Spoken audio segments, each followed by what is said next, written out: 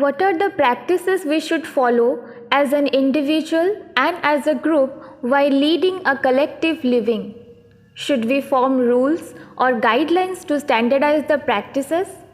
If someone breaks the rules and guidelines, can we evict them like the evictions done in Auroville and Ashram in few cases?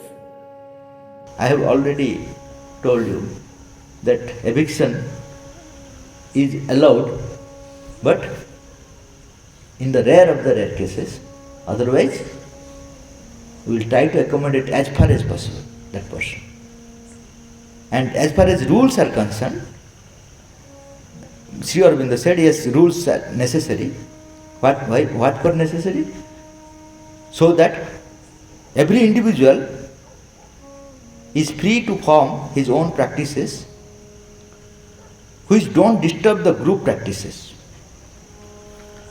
Group practices are determined by the members of the group for the collective progress towards the ideal.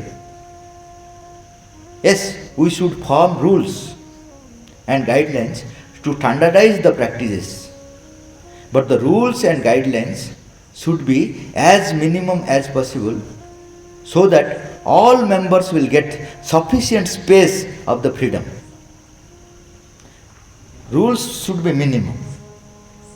Freedom must be maximum, so that they will have sufficient space to manifest their possibility. Otherwise, there is no spiritual life. Rules and guidelines are needed. Why rules and guidelines are needed? Sri Aurobindo says, to guard against some wrong forces and influences.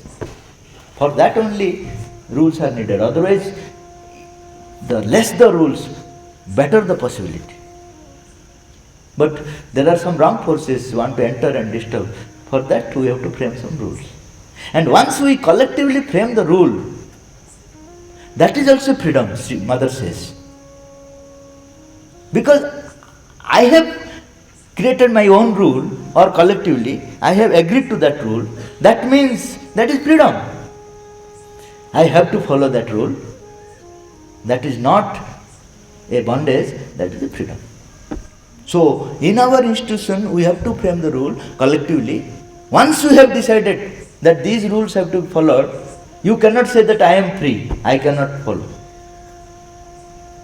Once Nirodh Baran, in the old days parade was going on, he has not participated there.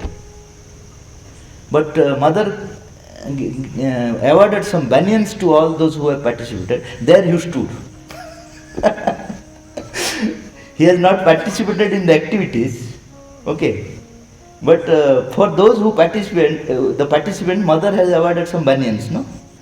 He stood in that line. Mother said, no, you are not in the discipline.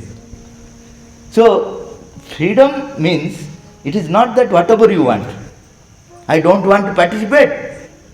There is another freedom that I am eligible to take. No. There should be some rules and regulations we must follow. Okay. That rules we have to consent. Give our consent. That is why when we are entering into the institution, they are giving their rules and regulations, asking us whether you agree or not. We sign. That means we have agreed. That means that is our freedom to obey rule. We cannot say that I will not follow the rule. Why then you have signed? Collectively, once you frame the rule, that is a freedom. So rules and regulations will be there. In spite of that, if something happens, there should be some eviction and everything is allowed. But those parts are very rare case. We should not think of that. Because Mother says, the more you think, more things will happen like that. What we will do if such person will create havoc? Mother says that you have created already a havoc by thinking that something wrong will happen.